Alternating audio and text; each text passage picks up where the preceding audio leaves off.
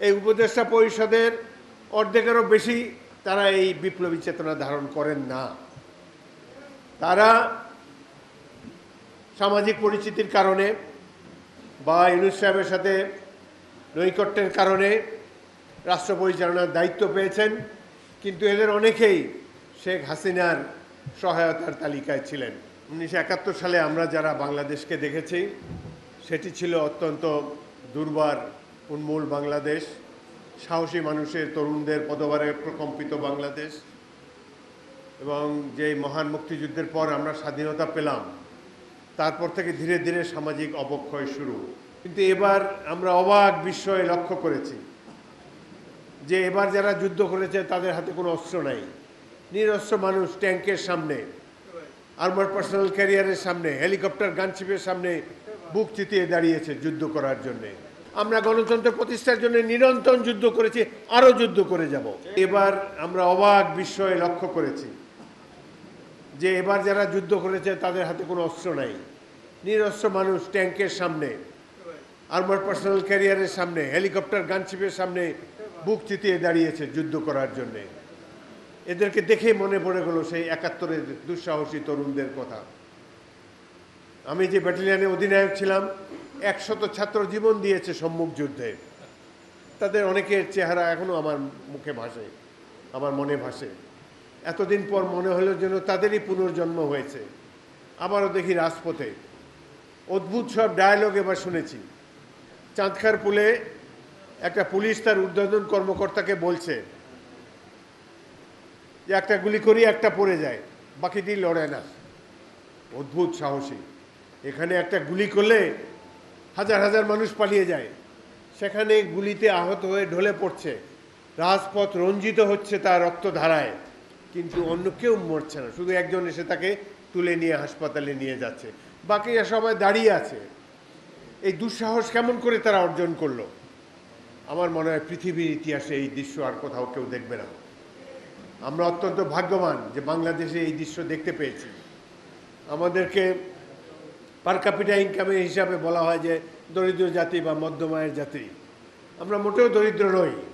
বিশ্বের সবচেয়ে ধনী দেশ বাংলাদেশ, যাদের এই ধরনের তরুণরা আছে, যারা খালি হাতে ট্যাঙ্কের মোকাবেলা করতে পারে।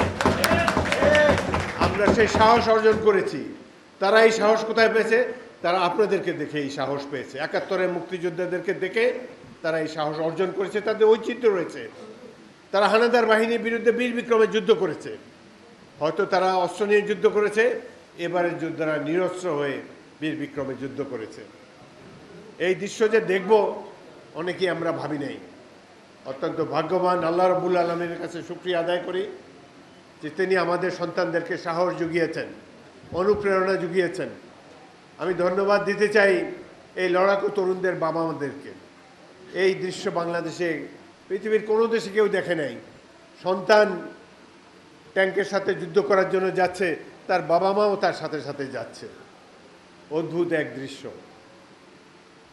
অনেকে মনে দুঃখ আছে, বিশেষ করে আমার সামনে যারা বসে আছেন, 71-এ যারা এই দেশটিকে স্বাধীন করেছেন, মুক্তিযোদ্ধাদের প্রকৃত মর্যাদা দেওয়া হয় নাই।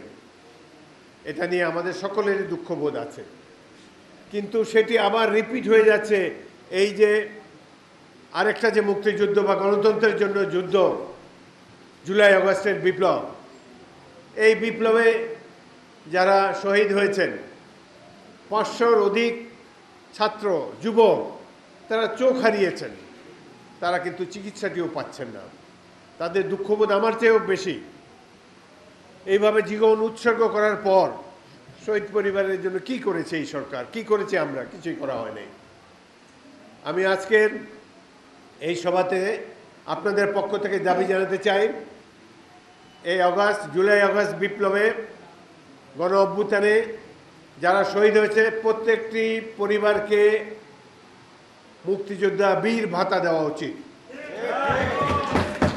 যারা আহত, চক্ষু হারিয়েছেন, অঙ্গ হারিয়েছেন, সব কাজ বাদ দিয়ে এই সরকার আগে তাদেরকে সুস্থ করে তুলুক। তারা যদি অনাদার এবং বঞ্চনায়, অবহেলায় যদি তারা মৃত্যুবরণ করে, এর চাইতে দুঃখের আর কিছু হয় না। সারা পৃথিবী ধিক্কার দেবে আমাদেরকে। বর্তমান সরকার সম্পর্কে কি বলবো? প্রফেসর ইউনূস বাংলাদেশের কৃতি সন্তান, তিনি ব্র্যান্ড নেম বাংলাদেশের, আমাদের সকলেরই শ্রদ্ধেয়, কিন্তু তার কোনো রাজনৈতিক অভিজ্ঞতা ছিল না, তিনি নিজেও রাজনীতি বিমুখ। তার একটা বিষয় অত্যন্ত বিনয়ের সাথে বলতে চাই, তার আরও কেয়ারফুল হওয়া উচিত ছিল। এই উপদেষ্টা পরিষদের অর্ধেকেরও বেশি তারা এই বিপ্লবী চেতনা ধারণ করেন না। তারা সামাজিক পরিচিতির কারণে বা ইউনূস সাহেবের সাথে নৈকট্যের কারণে রাষ্ট্র পরিচালনার দায়িত্ব পেয়েছেন, কিন্তু এদের অনেকেই শেখ হাসিনার সহায়তার তালিকায় ছিলেন। তারা আগের সরকারগুলোকে সাহায্য করেছেন, 111 সময়ও করেছেন। এই কালকেও টেলিভিশনে দেখলাম একজন উপদেষ্টা, ইউটিউবে দেখলাম কিভাবে প্রশংসা করেছে শেখ হাসিনার। মনে হয় যে এরকম নেতা নেত্রী আর বাংলাদেশে আসে নাই। এদেরকে কেন আপনি উপদেষ্টা পরিষদে স্থান দিয়েছেন? আর একটু সময় নিয়ে প্রকৃত দেশপ্রেমিকদেরকে নেওয়া উচিত ছিল। একজন শেখ হাসিনার অ্যাম্বাসেডর, গতকালকেও অ্যাম্বাসেডর ছিল, রাষ্ট্রদূত, তাকে ডেকে এনে সরাসরি উপদেষ্টা পরিষদে দেওয়া হয়েছে। পার্বত্য অঞ্চলের লোক, এখানে বসে আছেন মনীষ দেওয়ান, তার বক্তব্য, চমৎকার বক্তব্য রেখেছেন। এই ধরনের ব্যক্তিদেরকে তো এই ধরনের উপদেষ্টা পরিষদে থাকা উচিত ছিল, যাদের মধ্যে জাতীয়তাবাদী চেতনা প্রখর। আমি অনেক চাকমা নেতাদেরকে চিনি, মনীষ যেভাবে বলেছে এভাবে কারো মুখ থেকে শুনি নাই। এটা হলো প্রকৃত দেশপ্রেমী, তারা বাংলাদেশকে ধারণ করে। সুতরাং আমরা আশা করব এই উপদেষ্টা পরিষদে তারাই থাকবেন যারা অগস্ট বিপ্লবকে ধারণ করেন, যাদের ত্যাগ আছে, যারা রাজপথে নেমেছেন। ইশতিয়াক আজিজুল ফতে এই পরিণত বয়সেও 40 জন মুক্তিযোদ্ধা নিয়ে শহীদ মিনারে মিছিলে গিয়েছেন। গুলিবর্ষণের সম্ভাবনা সেখানে ছিল, পরের দিন ওখানেই শহীদ মিনারে গুলিবর্ষণ করেছে, কিন্তু এই বয়সেও দ্বিতীয়বার তিনি মুক্তিযুদ্ধে অংশগ্রহণ করার জন্য চেয়েছেন। এই জন্য তাদেরকে আন্তরিক ধন্যবাদ জানাই। 1971 সালে আমরা যারা বাংলাদেশকে দেখেছি, সেটি ছিল অত্যন্ত দুর্বার উন্মূল বাংলাদেশ, সাহসী মানুষের, তরুণদের পদভারে প্রকম্পিত বাংলাদেশ। এবং যেই মহান মুক্তিযুদ্ধের পর আমরা স্বাধীনতা পেলাম, তারপর থেকে ধীরে ধীরে সামাজিক অবক্ষয় শুরু। আমরা ভেবেছিলাম যে যেই স্বপ্ন ধারণ করে আমরা যুদ্ধ করেছিলাম, সাম্য, মানবিক মর্যাদা, সামাজিক ন্যায় বিচার, এগুলো বোধহয় আওয়ামী লীগের দুঃশাসনের কারণে বাংলাদেশের রাজনৈতিক মানচিত্র থেকে ক্রমান্বয়ে হারিয়ে যাবে। ধীরে ধীরে আমরা হতাশ হয়ে যাচ্ছিলাম। আমরা রাজপথে খুঁজে বেরিয়েছি কোথায় সেই সাহসী তরুণ যে একটি রাইফেল হাতে নিয়ে মাত্র 1 মাসের ট্রেনিং সম্বল করে মাইনফিল্ড পেরিয়ে শত্রুর গোলাগুলি অতিক্রম করে হাতাহাতি যুদ্ধ করেছে শত্রুদের বাংকারে। কোথায় সেই সাহসী যুবকেরা? আমরা ভেবেছিলাম যে এদের বোধহয় আর দেখা পাওয়া যাবে না। আমরা অত্যন্ত ভাগ্যবান, আমাদের মতো যারা সিনিয়র সিটিজেন, বয়স্ক মানুষ, আমরা বাংলাদেশের প্রকৃত চিত্র, স্বাধীনতাকামী দুর্বার মুক্তিযোদ্ধাদেরকে আবার দেখার মতো সুযোগ পেয়েছি, দ্বিতীয়বারের মতো দেখার সুযোগ পেয়েছি এই বাংলাদেশের বিভিন্ন রাজপথে। স্বাধীনতার পর থেকেই আমাদের আক্ষেপ ছিল যে ইতিহাস বিকৃত করা হয়েছে, প্রকৃতপক্ষে বিকৃত করা হয়েছে। যারা স্বাধীনতার কথা চিন্তাও করে নাই, স্বাধীনতার জন্য কোনো পদক্ষেপ নেয় নাই, তারা এই স্বাধীনতার সোল এজেন্ট হয়ে গেল 16ই ডিসেম্বর 71-এর পর। তারা চেয়েছে পাকিস্তানের প্রধানমন্ত্রী হওয়ার জন্যে, তারা ভোটের রাজনীতি করে, জনগণ তাদেরকে ভোট দিয়েছে পাকিস্তানের প্রধানমন্ত্রী হওয়ার জন্য, ক্ষমতায় যাওয়ার জন্যে। সেটি নিয়ে তারা থাকলেই সেটাই সঠিক হতো। কিন্তু স্বাধীনতার পরে তারা নতুন থিওরি দিল যে তারা বহু আগে থেকে নাকি দেশের স্বাধীনতার জন্য সংগ্রাম করে এসেছে। অথচ 71-এর স্বাধীনতা যুদ্ধ ছিল সাধারণ মানুষের যুদ্ধ, আপনাদের যুদ্ধ, আমাদের যুদ্ধ, যারা রাজনীতি করে না তাদের যুদ্ধ। স্বাধীনতা যুদ্ধের সূচনাই করেছে ইস্ট বেঙ্গল রেজিমেন্টের সৈনিকেরা, মেজর জিয়াউর রহমানের নেতৃত্বে ইস্ট বেঙ্গল রেজিমেন্ট, ইপিআর, আর তার সাথে যোগ দিয়েছে হাজার হাজার ছাত্র। সেই সময় ছাত্রদেরকে আমরা ট্রেনিং দিয়েছি, 1.5 মাস ট্রেনিং দিয়েছে। 1.5 মাসের ট্রেনিংয়ের পরে সে একজন দুর্ধর্ষ মুক্তিযোদ্ধা পরিণত হয়েছে। কিন্তু এবার আমরা অবাক বিস্ময়ে লক্ষ্য করেছি যে এবার যারা যুদ্ধ করেছে তাদের হাতে কোনো অস্ত্র নাই।